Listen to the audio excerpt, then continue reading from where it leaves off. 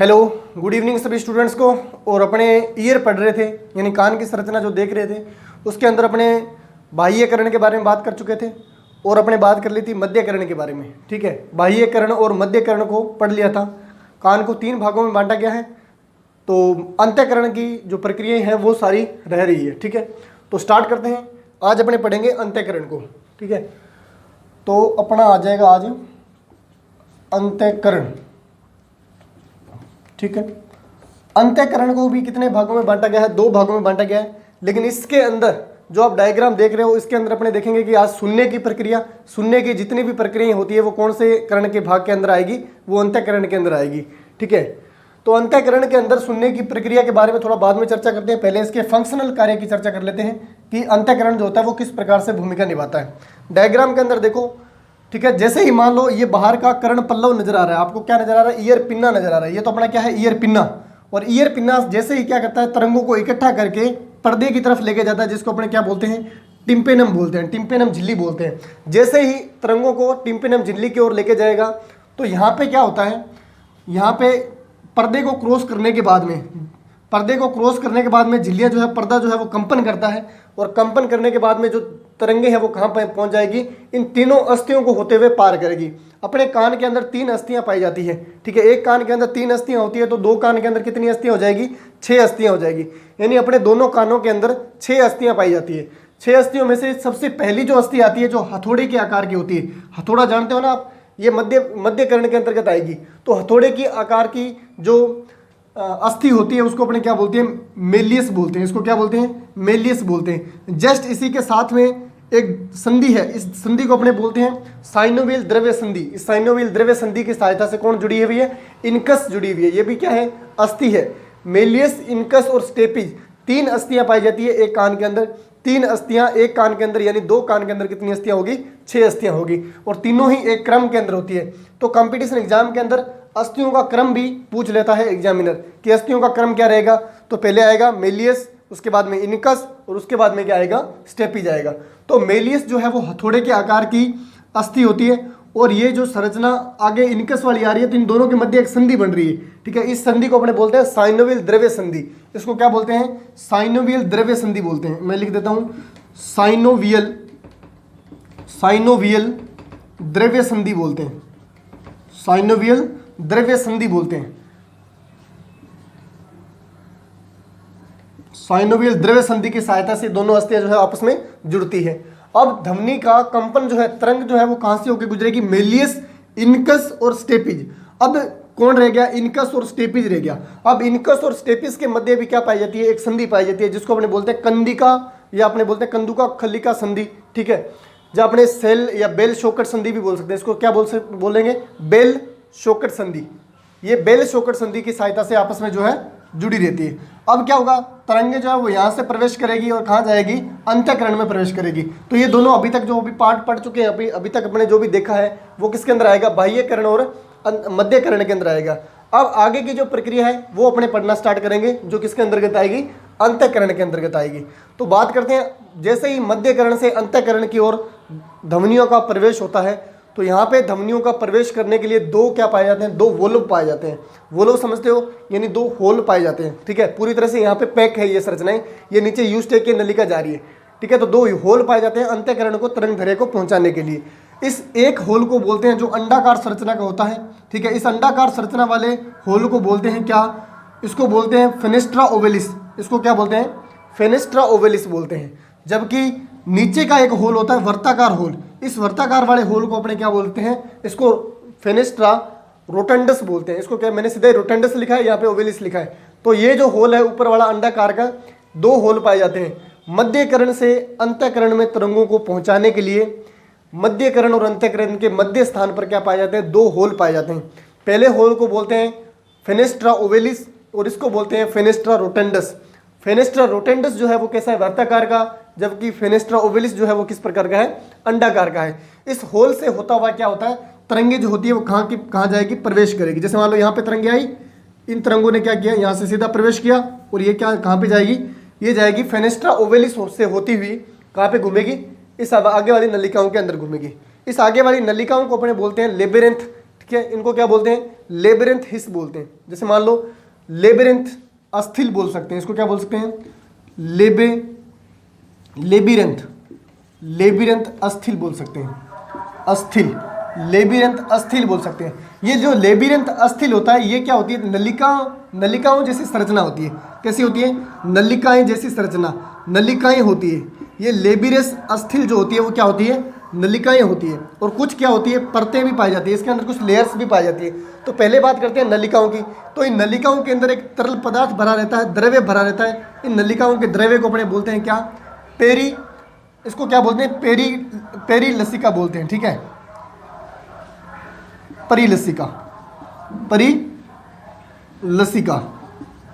परिलसिका या इसको परिलिम्फ भी बोल सकते हैं, पेरिलसिका या पेरिलिम्फ भी बोलेंगे इसको। ठीक है, इस प्रकार का कुछ तरल पदार्थ भरा रहता है। ठीक है, और जैसे ही कुछ परत जैसी झिल्लियों जैसी संरचना भी पाई जाती है, तो वो किससे घिरी रहती है, झिल्ली जुमन संरचनाएं जो होती है, झिल्ली जैसी संरचनाएं जो होती हैं, झिल्लियां जो होती है उसके अंदर पाया जाता है एंडोलिम्फ। उनके अंदर क्या पाया जाता है, एंडोलिम्फ पाया जाता है, एंडोलिम्फ पाया जाता है। यानी दो प्रकार के तरल पाए जाते हैं। नलिकाओं जैसी संरचना के अंदर तो क्या मिलता है, पेरिलसिका या पेरिलिम्फ मिलता है, जबकि झिल्ली जैसी संरचनाओं के अंदर क्या मिल जाएगा, एंडोलिम्फ मिल जाएगा। और इसी एंडोलिम्फ के अंदर क्या भरा रहता है, कैल्शियम कार्बोनेट के कुछ कण पाए जाते हैं। क्या पाए जाते हैं, कैल्शियम कार्बोनेट के कुछ कण पाए जाते हैं, जिसको क्या बोलते हैं, कान की धूल बोलते हैं, कर्ण की धूल, या अपने क्या बोलते हैं, ईयर डस्ट बोल देंगे, ईयर डस्ट। ठीक है, कुछ कैल्शियम कार्बोनेट के कण पाए जाते हैं। ये जो संरचनाएं आती है वो किसके अंदर आती है, मैक्यूली के अंदर आती है। ये जो संरचनाएं आती है वो किसके अंदर आती है, मैक्यूली के अंदर। आपको मैं बता दूं कि कंपटीशन एग्जाम में कान से क्वेश्चन कैसे पूछेगा, कान का कोई भी अंग दे देगा कि निम्न में से कौन सी संरचना किस अंग से संबंध रखती है, तो मैं बता रहा हूं यहीं पे लिख लेना। एक ध्यान चीज बात क्या लिखोगे कि अंतःकान के अंदर दो संरचनाएं होती है, एक होता है मैक्यूला या मैक्यूली भी बोलेगा। ठीक है, एक होती है मैक्यूला या मैक्यूली, एक होता है सेक्यूला। क्या होता है, सेक्यूला। तो मैक्यूला और सेक्यूला दो है, दोनों ही किससे संबंध रखती है, अपने कान से संबंध रखती है। अपने कान के अंदर पाई जाने वाली संरचनाएं हैं। और मैक्यूला और सेक्यूला दोनों ही मिलकर क्या करती है, शरीर का संतुलन बनाती है। क्या करती है, शरीर का संतुलन बनाती है। संतुलन, अपनी बॉडी का संतुलन बनाने के लिए मैक्यूला और सेक्यूला जिम्मेदार है। और ये मैक्यूला और सेक्यूला क्या है, ये मैक्यूला और सेक्यूला यहाँ पे कोक्लिया करके एक संरचना पाई जाती है। ये जो मैंने एक नलिका बनाई है ये सिर्फ आपको समझाने के आधार पर बनाई है, ताकि आपको समझ में अच्छे से आए। बाकी यहाँ पे बहुत सारी इस प्रकार से नलिकाओं का जाल होता है। ठीक है, इस प्रकार से नलिकाएं घूमी हुई होती है। पिछली क्लास के डायग्राम के अंदर आप ध्यान से देखोगे डायग्राम को, तो पीछे ऐसे नलिकाओं का गुच्छा नजर आएगा। उस नलिकाओं के गुच्छे को अपने क्या बोलते हैं, कोक्लिया बोलते हैं। ठीक है, उसको क्या बोलते हैं, मैं यहाँ पे लिख देता हूँ साइड में, इसको अपने क्या बोलते हैं, कोक्लिया बोलते हैं। और इसी कोक्लिया की बात कर रहे हैं। इसी कोक्लिया के अंदर क्या पाया जाता है, मैक्यूला और सेक्यूला पाया जाता है। इसी कोक्लिया के अंदर क्या मिलता है, मैक्यूला और सेक्यूला। अब कोक्लिया जो है वो सुनने का काम, जितनी भी प्रक्रिया होती है सुनने का श्रेय जो है वो किसको जाता है, कोक्लिया को जाता है। जबकि कोक्लिया के अंदर ही क्या पाया जाता है, मैक्यूला और सेक्यूला पाया जाता है। जबकि इनके बाद में, कोक्लिया के बाद में श्रेय किसको चला जाएगा, मैक्यूला और सेक्यूला को चला जाएगा। यानी अपने पूरे कान के अंदर सुनने की पहचान करवाने की जो क्षमता रखता है वो कौन रखता है, कोक्लिया रखता है। ठीक है, ये आपको ध्यान रखना। कोक्लिया जो है वो किससे संबंध रखता है, कान से संबंध रखता है। मैक्यूला और सेक्यूला किससे संबंध रखता है, कान से संबंध रखता है। कान को संतुलन बनाने के लिए मैक्यूला और सेक्यूला बहुत ज़्यादा जिम्मेदार है। ठीक है, और कोक्लिया जो है वो सरणु प्रक्रियाओं में भाग लेता है। किस प्रकार से भाग लेता है, उसकी अपनी एक क्या देख रहे हैं, एक नलिका देख रहे हैं। ठीक है, तो इस नलिका के अंदर कैसे होगा, जैसे मान लो ये फेनेस्ट्रा ओवेलिस है, जैसे ही कोई तरंग ध्वनि अंदर आई, फेनेस्ट्रा ओवेलिस से प्रवेश किया और ये चली जाएगी नीचे की परत के अंदर। यहाँ पर क्या पाई जाती है, यहाँ पर कुछ रोम जैसी संरचनाएं पाई जाती हैं। ठीक है, रोम जैसी संरचना मैंने बनाई हुई है। इस रोम जैसी सेल को बोलते हैं हेयर सेल। इसको क्या बोलते हैं, हेयर का मतलब क्या होता है, बाल, यानी रोम। हेयर सेल, इसको अपने क्या बोलेंगे, organ of Corti. Organ of Corti, Corti एक वैज्ञानिक था जिसने क्या किया था, इसकी खोज की थी। इसको ऑर्गन ऑफ कोर्टाई भी बोलते हैं। इसको क्या बोलते हैं, ऑर्गन ऑफ कोर्टाई। अब और डिटेल में पूछ ले कि सुनने का श्रेय जो है वो किसको जाता है, संतुलन बनाने का श्रेय तो मैक्यूला और सेक्यूला को जाता है। कान के मैक्यूला और सेक्यूला दो पार्ट हैं कोक्लिया के, उनका तो मेन काम जाता है संतुलन बनाने का। बॉडी का संतुलन दो प्रकार से बनाया जाता है। एक तो अपने चल रहे हैं, ठीक है, देखा होगा चलते टाइम अपने हाथ हिलते रहते हैं, तो एक तो चलते टाइम गतिज ऊर्जा या अपने गति कर रहे हैं उस दौरान अपने शरीर का संतुलन बनाना। एक जैसे मान लो मैं अभी सावधान स्थिति में खड़ा हूँ या अपने आराम से बैठे हैं, तो बैठे हो तो अपनी मुंडी इस प्रकार से गिरती है क्या, नहीं गिरती, तो एक उस प्रकार का संतुलन बनाना, यानी एक तो स्थैतिक संतुलन हो गया और एक कैसा हो गया, गतिज संतुलन हो गया। तो संतुलन दो प्रकार के बनाए जाते हैं, एक तो गति करते टाइम ताकि लड़खड़ाए नहीं, आराम से चल पाए सीधे खड़े होके, और अपने किस वजह से चल पाते हैं, मैक्युला और सेक्युला की वजह से चल पाते हैं। ठीक है, तो मैक्युला और सेक्युला कोक्लिया के जो पार्ट है वो तो क्या करते हैं, शरीर का संतुलन बनाने में योगदान करते हैं। सुनने का श्रेय किसके जाता है, सुनने का श्रेय पूरे के पूरे कोक्लिया को जाता है। और कोक्लिया के अंदर भी पूछ ले कि ज्यादा किसको जाता है, तो ज्यादा जाता है हेयर सेल यानी ऑर्गन ऑफ कोर्टाई को जाता है। किसको जाता है, ऑर्गन ऑफ कोर्टाई को जाता है। अब सर ऑर्गन ऑफ कोर्टाई क्या है, ठीक है, वो मैं थोड़ा सा जूम करके यहाँ पे बना देता हूँ। इसका एक बार स्क्रीनशॉट ले लो, अच्छे से समझ में आएगा। मैं उसका जूम करके आपको डायग्राम बना के समझाता हूँ, ठीक है, किस प्रकार से ये काम करता है।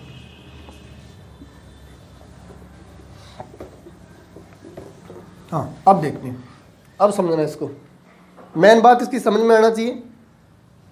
बाकी कंपटीशन एग्जाम से जो जो क्वेश्चन निकलते हैं वो इसके फिक्स है, जो मैंने बता दिया वही संरचनाएं पूछेगा। ठीक है, ये देखो वो अंदर वाली जो संरचना है उसको मैंने क्या कर दिया, यहाँ पे जूम करके बढ़ा रहा हूँ आपके लिए। ठीक है, तो इस प्रकार से कुछ रोम जैसी संरचनाएं पाई जाती हैं।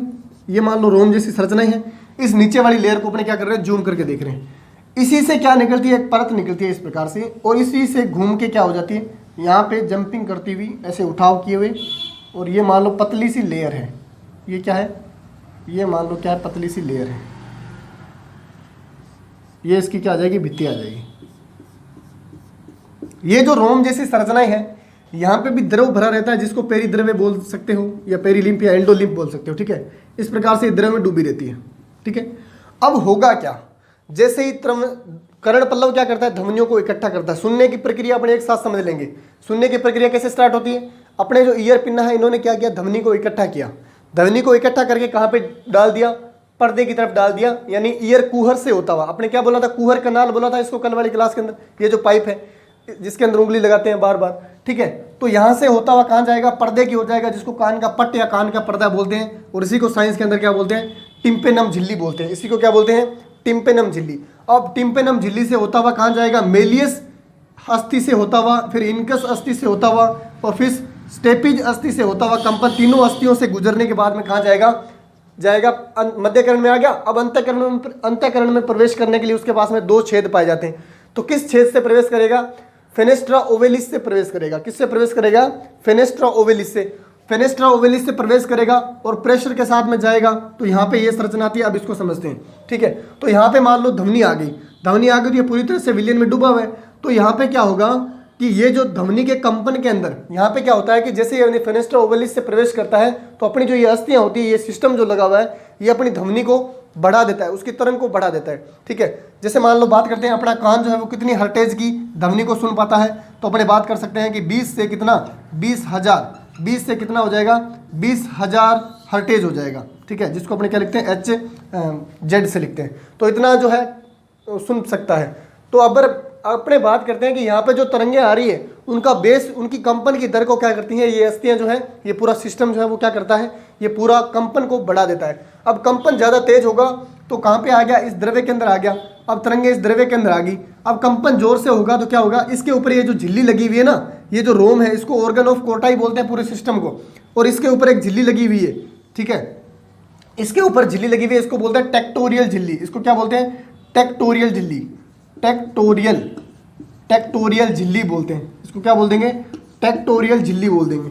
अब ये जो टेक्टोरियल झिल्ली है, जैसे इसके अंदर तरंगे ज्यादा जोर की आई तो इसके अंदर कंपन होगा, वाइब्रेट होगी, तो वाइब्रेट होगी तो टेक्टोरियल झिल्ली क्या करेगी, इस प्रकार से जंप करेगी। अरे वीणा बजाते हैं, तंदूरा बजाते हैं, तो उसके ऊपर एक वायर लगी होती है ना, नीचे वो लगा होता है उसका बेस, और उसके वायर को बजाते हैं। तो ठीक है, गिटार वगैरह बजाते हैं तो वो वायर क्या करता है, कंपन करता है, तो क्या होगा, ध्वनि उत्पन्न होगी। तो वही प्रक्रिया यहाँ पे होती है।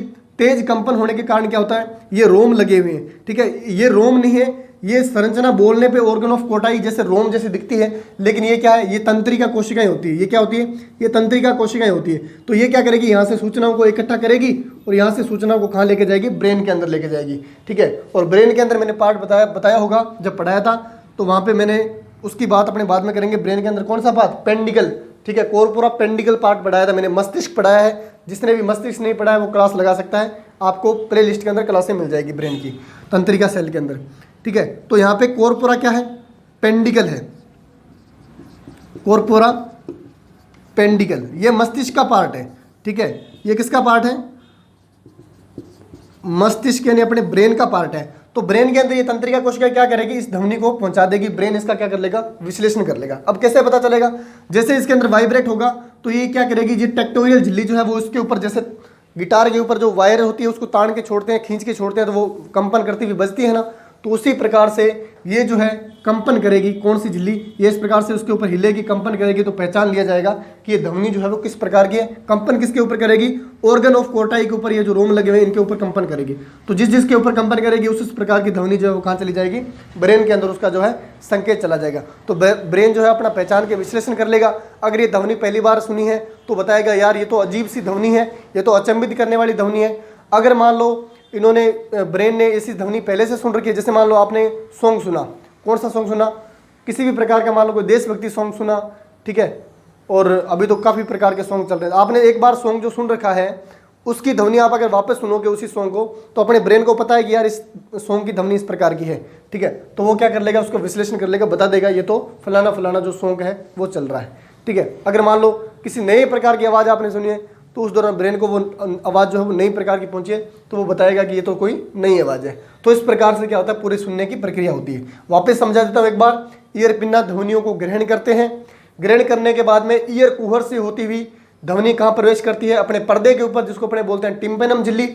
टिम्पेनम झिल्ली को क्रॉस करती हुई ध्वनि जाती है मध्य कर्ण के अंदर। मध्य कर्ण के अंदर 3 अस्थियां लगी हुई है, मेलियस, इनकस और स्टेपिज। मेलियस से होती हुई इनकस और इनकस के पास में जाती है स्टेपिज के पास में।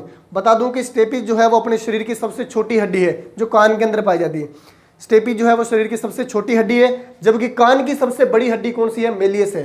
कान की सबसे बड़ी हड्डी मेलियस है, जबकि शरीर की सबसे छोटी हड्डी कौन सी है, स्टेपिज है। तो स्टेपिज, मेलियस, इनकस और स्टेपिज से होती हुई, फेनेस्ट्रा ओवेलिस से होती हुई ध्वनि कहाँ जाएगी, ऑर्गन ऑफ कोर्टाई पर जाएगी। तो आपसे क्वेश्चन पूछ ले कि पूरा का पूरा ध्वनि सुनने का श्रेय जो है वो किसको जाता है, तो ध्वनि सुनने का श्रेय जाता है किसको, ऑर्गन ऑफ कोर्टाई को जाता है। किसको जाता है, ऑर्गन ऑफ कोर्टाई, ऑर्गन ऑफ कोर्टाई, ठीक है। अगर ऑर्गन ऑफ कोर्टाई ऑप्शन में नहीं मिलेगा तो ऑप्शन में क्या मिलेगा, कोक्लिया मिलेगा, क्योंकि कोक्लिया का भाग है ये, ठीक है। ऑर्गन ऑफ कोर्टाई, उसके बाद में कोक्लिया को जाता है, और शरीर का संतुलन बनाने का श्रेय जो है वो किसको जाता है, मैंने अभी बताया। तो मैक्युला और सेक्युला 2 संरचनाएं पाई जाती है जो बॉडी को क्या करती है, बॉडी का संतुलन बनाने का काम करती है। और संतुलन 2 प्रकार से बनाया जाता है, एक तो स्थितिज, ठीक है, यानी एक स्थिति के अंदर है, और एक गतिज, ठीक है। तो गतिज संतुलन बनाने के लिए मैक्युला और सेक्युला दोनों मिलकर काम करते हैं। तो एक बार ले लो इसका स्क्रीनशॉट, ठीक है। अगर इसके बारे में कोई और पॉइंट रहे हैं तो वो चर्चा कर लेते हैं, नहीं तो अपने बढ़ते हैं आगे।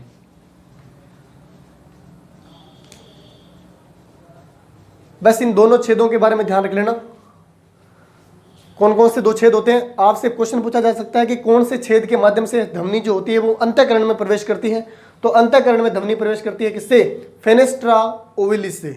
बाहर आएगी तो किससे आएगी, इससे आ जाएगी रोटंडस से, ठीक है, फेनेस्ट्रा रोटंडस से। अब सर आप लोगों ने एक चीज़ कभी नोट की होगी, क्या चीज़ नोट की है, मान लो आप आराम से बिल्कुल सावधान स्थिति के अंदर, या बिल्कुल आपका ध्यान कहीं और है, आप इस कंडीशन के अंदर बैठे हो, उस दौरान आपके पास में कोई जोर से खड़का कर दिया जाए, खड़का समझते हो ना आप, हाँ खड़का समझ लेना। अगर मान लो आपके पास में जोर से किसी प्रकार की चिल्लाने की आवाज़ आए, या किसी चीख की आवाज़ आए, या मान लो इसी प्रकार की कोई भयंकर आवाज़ आए जिससे आपको क्या लग जाए, डर लग जाए, तो अचानक से आपने देखा होगा अपने नहीं खोलते हैं, फिर भी अपना तंत्रिका कोशिका जो ऑटोनोमिक नर्वस सिस्टम है वो क्या करता है, अचानक से अपने मुंह को ओपन कर देता है। इस प्रकार से अचानक से मुंह खुल जाता है, ठीक है। तो वो मुंह क्यों खुलता है, वो मुंह इसलिए खुलता है क्योंकि अपने कान ने क्या किया, उस ध्वनि को रिफ्लेक्ट किया है, यानी अंदर आई है, स्पीड से ध्वनि अंदर आई है, और आते ही क्या किया, इन अस्थियों ने, इन सिस्टम ने उस ध्वनि की तरंगों को बढ़ा दिया। अब उस ध्वनि की तरंगों को बढ़ा दिया तो प्रेशर ज़्यादा है, ध्वनि अपने को डरा तो चुकी है लेकिन उसका प्रेशर ज़्यादा है, तो वो प्रेशर रोटंडस वाले छेद से निकलता हुआ कहाँ चला जाता है, ये चला जाता है यूस्टेकियन ट्यूब के अंदर। और मैंने कल ही समझाया था कि यूस्टेकियन क्या है, यूस्टेकियन कान की एक नलिका है जो किससे जुड़ती है, ग्रास नलिका से जुड़ती है, ठीक है। मैंने एग्जाम्पल बताया था, नाक बंद करके देखना, हवा भर जाती है कानों में, नाक खुला छोड़ के कुछ निगल के देखना, कानों से हवा बाहर आ जाएगी, ठीक है। अगर नाक में हवा भरी रहेगी कानों के अंदर तो अपने को सुनाई नहीं देता, ठीक है। तो यूस्टेकियन नलिका से क्या होती है, वो हवा, वो तरंग धरे प्रेशर से निकलती है, दाब से निकलती है, इसलिए अपना अचानक से क्या हो जाता है, मुंह खुल जाता है। इस प्रकार से मुंह खोलते हैं ना अचानक से डर के, तो वो मुंह इसीलिए खोलते हैं क्योंकि अचानक से दाब वाली हवा जो अंदर आई है, तो अपना मुंह तो बंद होता है, ठीक है। और नाक से हवा बाहर आ नहीं सकती, कान से वापस बाहर आ नहीं सकती, तो कहाँ से आएगी, यूस्टेकिन से आएगी। तो यूस्टेकिन नलिका अचानक से क्या करती है, हवा को बाहर निकालने के लिए अपने मुंह को खुलवा देती है। ठीक है, तो ये अपना कान का पूरा सिस्टम था। कान के बारे में जितना भी कंपटीशन एग्जाम में पूछा जाता है, मेन इंपॉर्टेंट क्वेश्चन जो पूछे जाते हैं वो आपके यहाँ से सोल्व हो जाएंगे। नेक्स्ट क्लास के अंदर मिलेंगे नए टॉपिक के साथ में, तब तक के लिए